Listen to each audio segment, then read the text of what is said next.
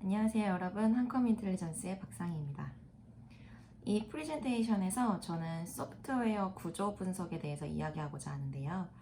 소프트웨어 구조 분석이 무엇이고 왜, 어떻게, 언제 쓰이는지에 대해서 한번 다루어 보도록 하겠습니다. 질문을 하나 드리면서 세션을 시작해 보려고 해요. 사용하고 계신 소프트웨어 혈통에 대해서 알고 계신가요? 조금 바꿔서 말해보자면 사용 중인 소프트웨어가 무엇으로 구성되어 있는지, 어디서 어떻게 만들어졌는지 알고 계신가요? 사용 중인 소프트웨어에는 아마 데스크탑 소프트웨어도 있을 거고요. 서버 소프트웨어나 인베디드 소프트웨어, 예를 들면 의료기기 중에 병실 침대, 주입 펌프, 심박동기 또는 산업용의 산업제어 시스템, 주요 기반 시설, 항공 우주 분야에서 사용되는 전자기기, 자율주행 자동차와 같이 많은 소프트웨어들이 있을 겁니다. 그래서 현재 사용 중인 소프트웨어가 무엇으로 구성이 되어져 있는지, 어디에서 왔는지 혹시 알고 계세요? 소프트웨어 혈통에 대해서 조금 더 자세히 들여다봐 볼게요. 사업 관점에서 중요한 소프트웨어를 하나 머릿속에 떠올려 주세요. 그리고 이 체크리스트를 하나씩 따라가 내려가 볼게요. 소프트웨어 하나 고르셨죠? 누가 그 소프트웨어를 작성했는지 알고 계세요? 그 안에 무엇이 포함이 되어져 있는지 말씀해 주실 수는 있나요?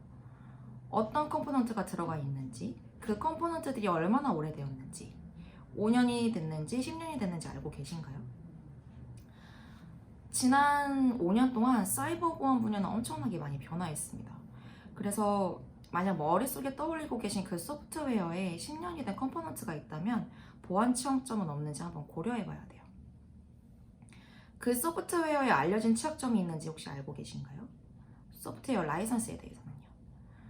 여기에 있는 이 체크리스트들은 소프트웨어 혈통을 파악할 때 쓰이는 질문들입니다.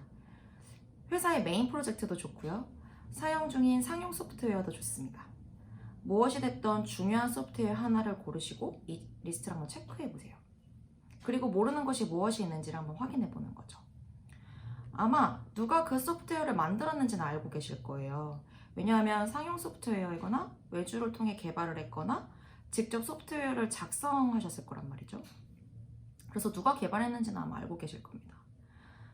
하지만 판매회사나 외주 기업이 그 소프트웨어 안에 어떤 걸 넣었는지는 아마 잘 모르실 거예요. 오픈 SSL이 있나요? 있다면 어떤 버전인가요? 컴포넌트가 얼마나 오래되었나요? 알려진 취약점이 있나요? 하트블리드는 가장 좋은 예시입니다. 두어 달 전에 제가 읽은 기사에 따르면 하트블리드는 특히 오래된 소프트웨어에 아직 널리 퍼져 있다고 해요. 머릿속에 떠올리고 계신 그 소프트웨어는 곧 10년이 된 소프트웨어가 될 수 있겠죠? 이미 넘은 것도 있을 거고요. 그것의 혈통이 무엇일까요?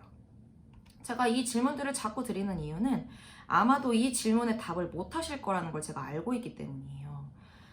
답을 할 수 있는 방법이 없죠. 다시 말하면 위험성을 가늠할 방법이 없다는 거예요. 왜냐하면 컴포넌트에 대한 정보를 모르고 있기 때문이죠. 그렇다면 여러분의 팀장님, 연구소장님, 대표님 또는 법무팀이 소프트웨어의 보안 위험성에 대해서 물어본다면 어떻게 대답을 하고 계신가요? 어떤 자료를 통해서 어떻게 설명을 하고 계신가요? 이번 세션에서 저는 바로 이 문제에 대한 해결 방법을 알아보려고 합니다. 먼저 소프트웨어의 종류에 대해서 알아볼까요? 보통 퍼스트 파티, 세컨드 파티, 서드 파티 소프트웨어로 구분을 합니다. 퍼스트 파티 소프트웨어는 직접 개발하는 거죠. 개발팀이 직접 소프트웨어를 개발한 경우입니다. 직접 코드를 작성하고 컴파일하죠. 이때 소스 코드 작성을 위해서 다른 컴포넌트나 오픈소스를 보통 많이 사용을 하세요. 다음은 세컨드 파티입니다. 보통 외주 기업을 통해서 개발하는 소프트웨어를 뜻하는데요.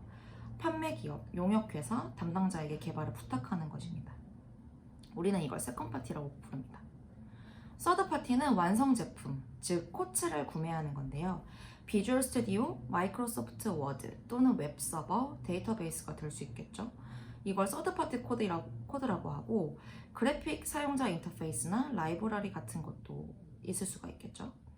이렇게 퍼스트 파티, 세컨드 파티, 서드 파티로 소프트웨어를 구분합니다.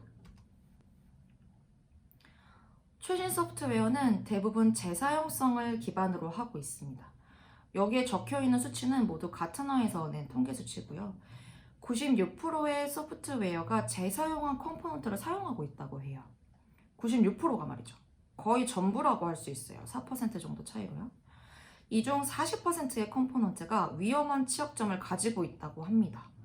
96%의 소프트웨어가 재사용한 컴포넌트를 사용하고 이 중 40%의 컴포넌트가 높은 위험성의 취약점을 가지고 있다는 거예요.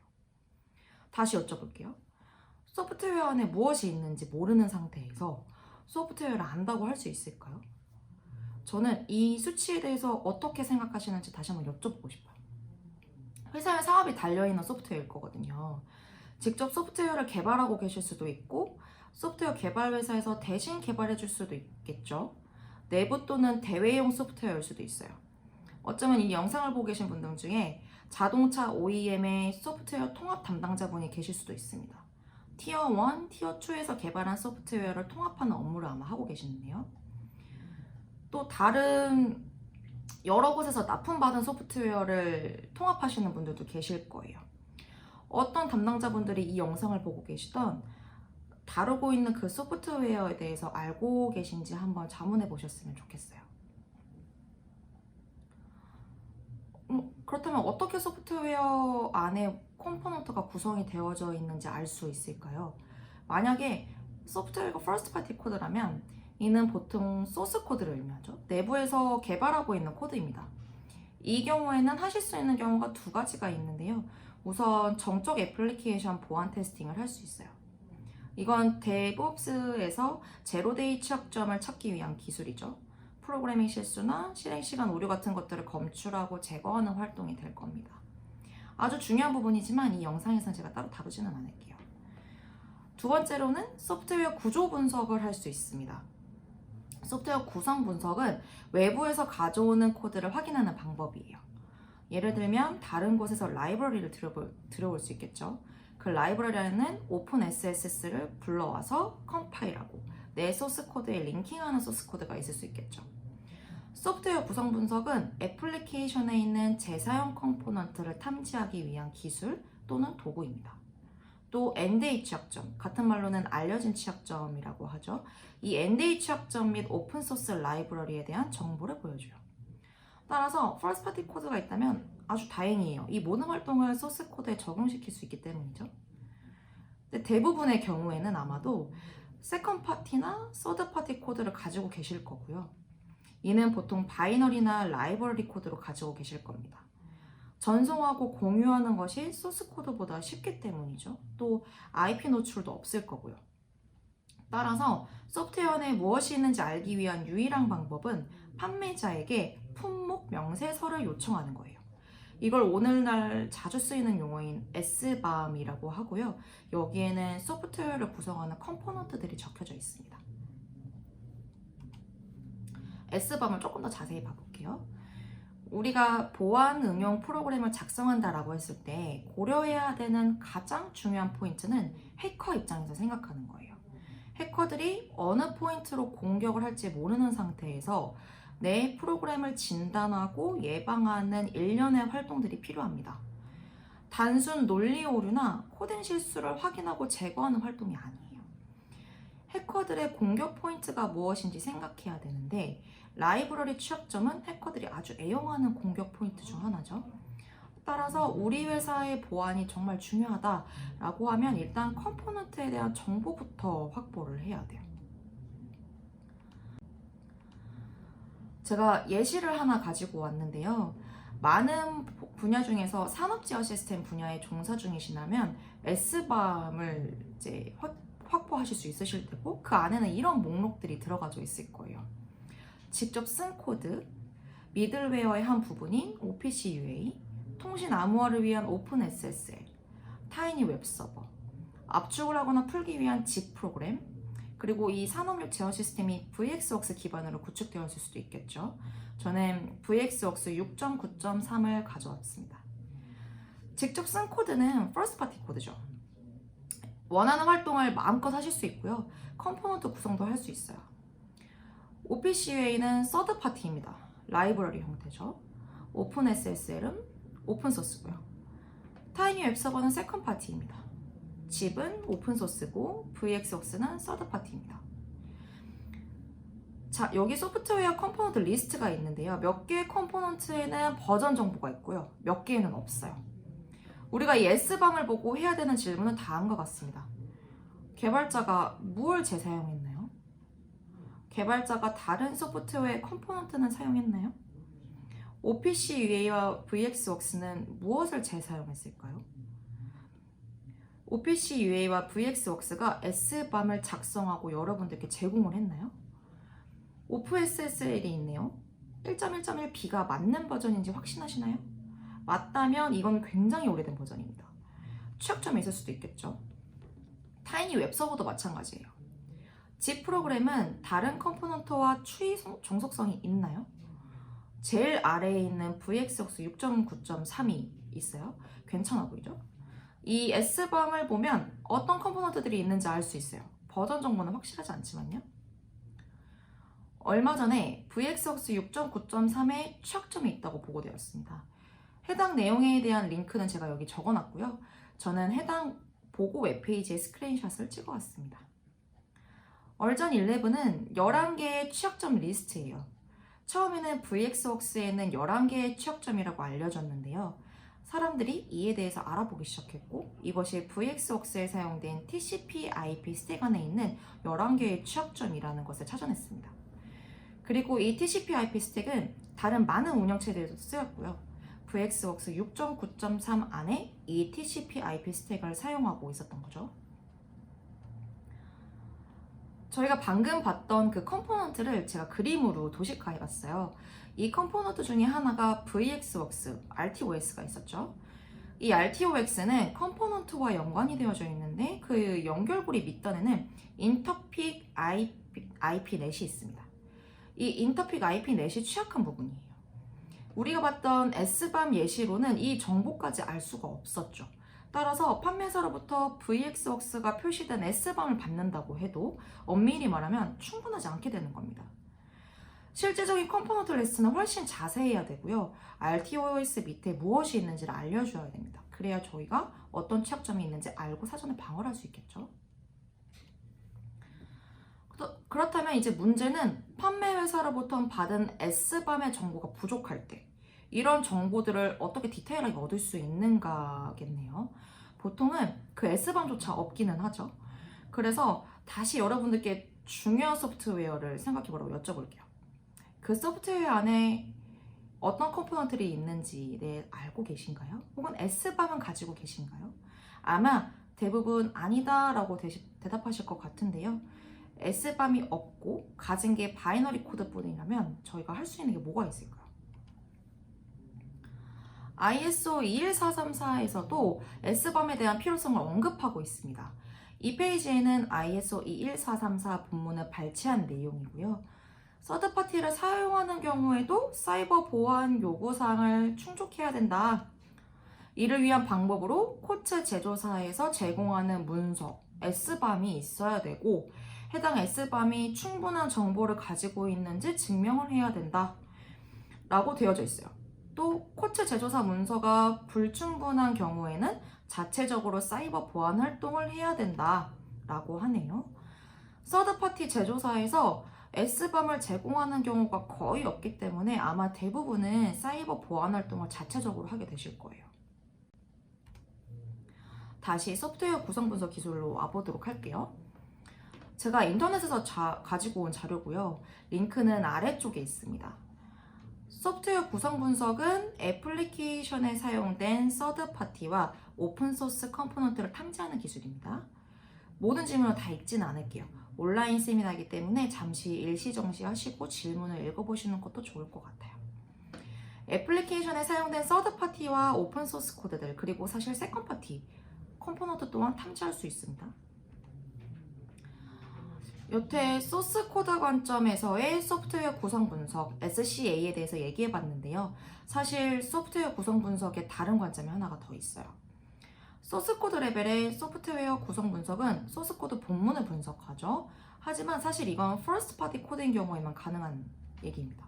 그래서 세컨 파티와 서드 파티에는 바이너리 분석을 적용하게 돼요.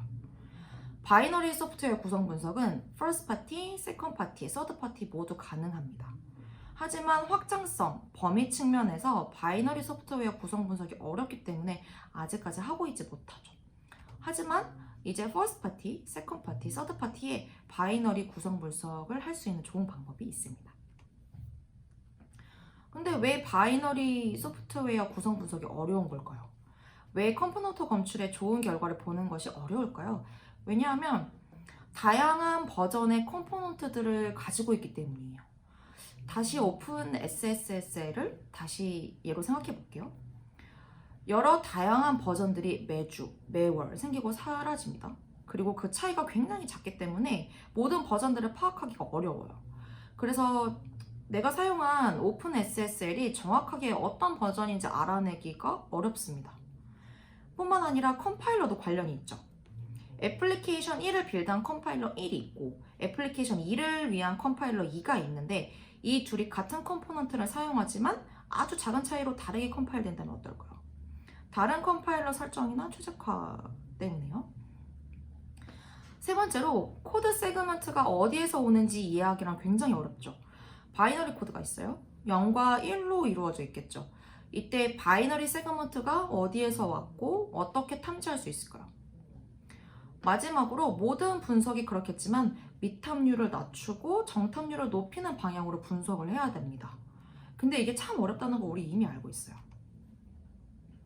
소프트웨어 구성 분석은 애플리케이션의 해시, 함수, 문자열, 심볼만을 기반으로 하는 건 분석 결과가 굉장히 부정확해요. 부정확한 결과는 미탐률을 높이고 정탐률을 낮추게 되겠죠. 미탐률이 높다는 건 많은 컴포넌트를 놓치고 있다는 뜻이에요. 10개의 재사용된 컴포넌트를 가진 애플리케이션이 있는데 소프트웨어 구성 분석 도구가 2개만 검출을 했다고 해볼게요. 굉장히 낮은 결과죠. 20%밖에 안 되니까요. 만약 검출이 되지 않은 다른 컴포넌트에 취약점이 있었다면 어떻게 될까요? 다음으로 낮은 정탐률은 오탐이 많았음을 뜻합니다. 예를 들어서 애플리케이션에 lib mpg가 있다고 했는데 사실은 lib mpg를 가지고 있지 않다면 어떨까요? 잘못된 결과를 받았다는 거죠. 정리하면 높은 미검출률은 많은 결함을 놓쳤다는 거고 낮은 정탐률은 오탐이 많다는 겁니다. 두 경우 모두 당장 실행할 수 없는 상태를 뜻해요. 이건 보안팀을 굉장히 상심하게 할 겁니다.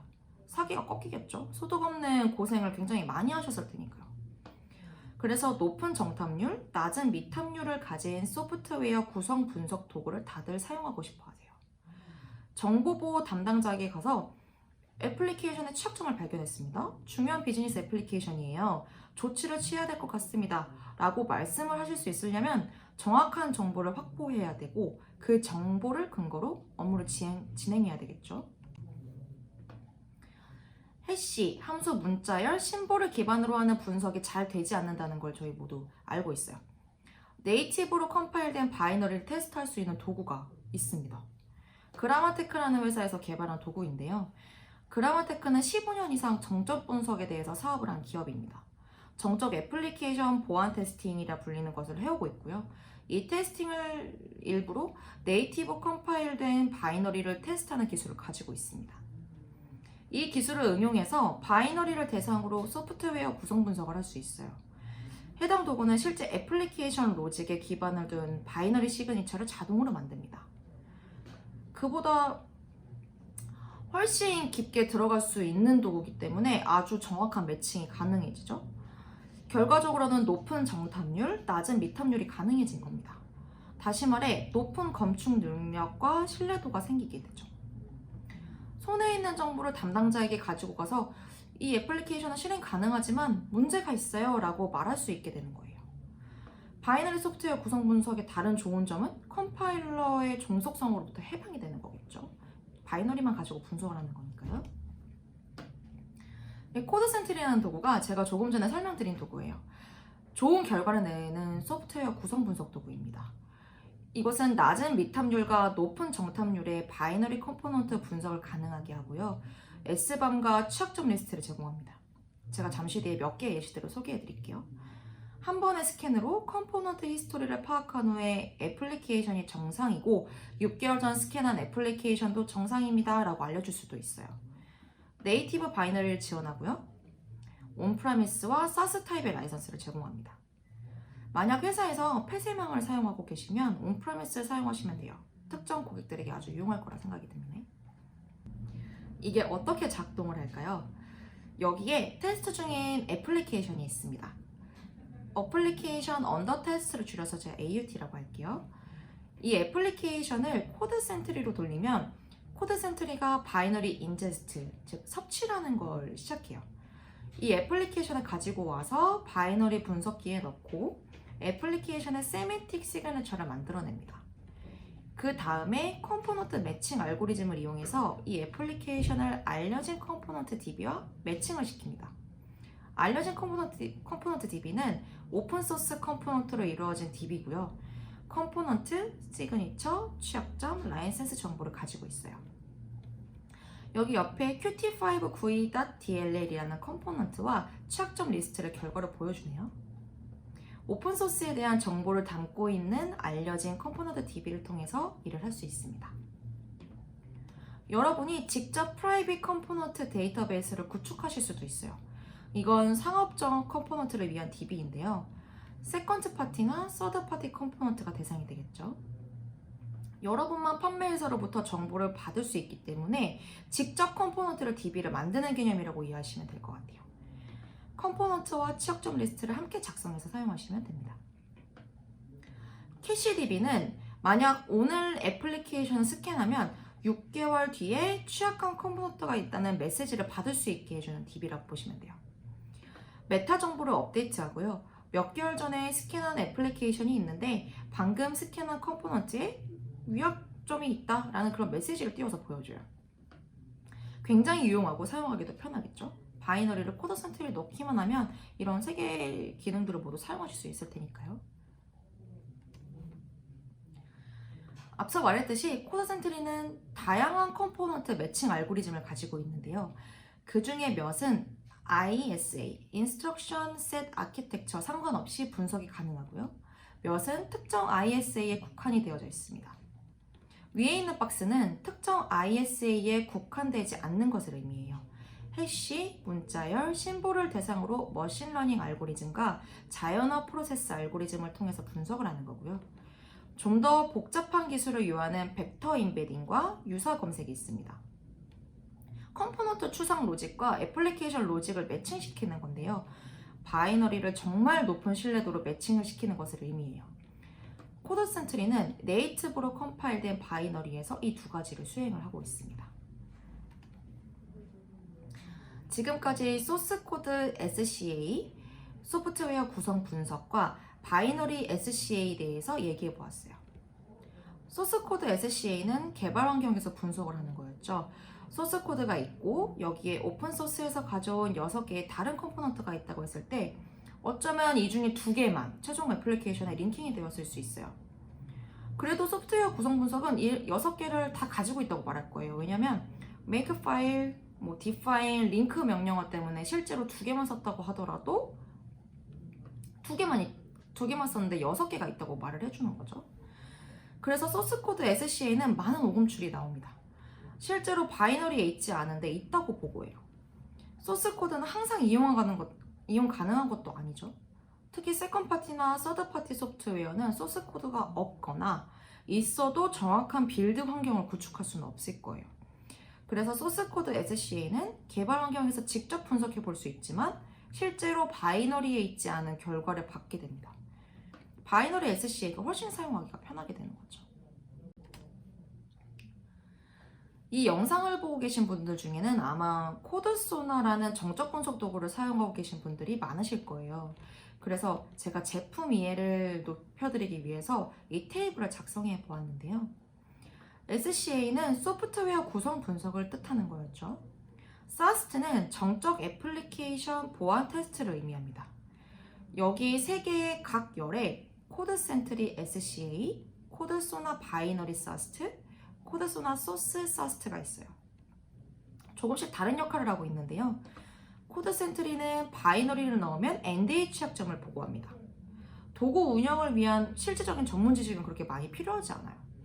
몇 분 내로 피드백을 받을 수도 있고요. 온프레미스 또는 사스 형태로 라이선스를 제공하고 있습니다. 컴파일러 모델은 전혀 상관이 없고요. 현재 인텔 기반의 ISA를 지원하고 있습니다. 제일 오른쪽 열의 코드소나 소스 사스트는 소스를 넣으면 제로데이 취약점을 찾아주죠. 엔드에이와는 다른 취약점입니다. 그래서 약간의 경험이 필요해요. 결과를 리뷰하려면 프로그램해야 되고요. 리뷰하는데 시간이 조금 필요합니다. 소프트웨어 애플리케이션 보안 테스팅을 하는 도구고 온프라미스 타입이며 컴파일러의 종속성이 있습니다. 코드소나 바이너리 사스트는 가운데 줄에 있는 도구인데요. 이 도구는 바이너리를 분석해서 특정 인스트럭션 안에 있는 런타임 에러가 있다고 알려줘요. 결과 리뷰하는 시간에 큰 차이가 있어요. 결과 분석할 때도 필요한 전문 지식과 리뷰하는 데 걸리는 시간이 다른 도구 대비 훨씬 많이 요구됩니다. 그래서 대부분의 사스트 고객은 코드소나 소스 코드를 사용하고 계세요. 코드소나 바이너리 사스트는 소프트웨어 실패 비용이 굉장히 높은 고객분들만 사용을 하고 계십니다. 그 외에는 바이너리 SCA 도구를 사용하고 계시고요. 코드 센트리 사용하면 조금 봐볼게요. FFmpeg라는 바이너리를 업로드했고요. 소스포지에서 조금 전에 제가 다운받은 이미지 매직이라는 파일과 함께 온 바이너리입니다. 여기 몇 개의 탭으로 결과를 보여주는데요. S밤과 취약점 리스트를 포함하고 있어요. 이 화면은 S밤을 보여주고 있고요. 컴포넌트 목록, 버전 넘버뿐만 아니라 매칭 신뢰도가 어느 정도 되는지도 적혀져 있습니다. 그리고 오른쪽에 컴포넌트 취약점 개수랑 심각성을 보여주는 지표도 나와져 있어요. 두 번째 탭으로 가보면 취약점 정보들이 나열이 되어져 있어요. 여기에 치명적인 취약점을 먼저 보여달라고 검색을 하실 수도 있고요. 그리고 CVE의 세부사항도 제공을 하고 있어요. 지금까지 소프트웨어 구성 분석에 대해서 알아봤는데요. 언제, 어떻게, 왜 써야 하는지에 대해서 알아보았습니다. 사이버 보안의 위험을 피하기 위한 활동의 일환으로 소프트웨어 구성 분석이 필요하고 소스 코드 SCA보다 바이너리 SCA가 더 필수적이다라는 내용이었습니다. 좋은 웨비나가 되셨기를 바라고요. 이번 웨비나를 보시고 궁금하신 부분은 3월 17일까지 질문하기를 통해서 질문을 남겨주시면 3월 18일 라이브 Q&A를 통해서 답변을 드리도록 하겠습니다. 추가로 질문을 남겨주신 분들 중에서 추첨을 통해 저희가 선물도 드리고 있어요. 많은 참여를 부탁드립니다. 지금까지 박상이었고요. 시간을 내주셔서 감사드립니다.